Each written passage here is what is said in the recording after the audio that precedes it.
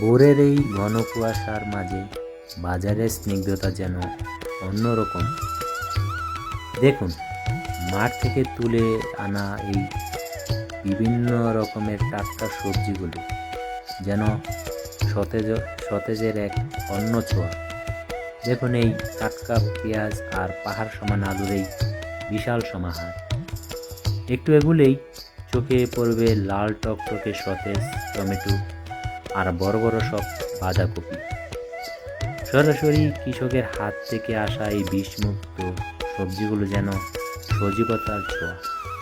বাজারে ক্রেতা বিক্রেতাদের এই সরব উপস্থিতি আর হাঁকডাকি বলে দেয় আজকের বাজার কতটুকু সস্তা এবং উত্তেজনা সম্পন্ন।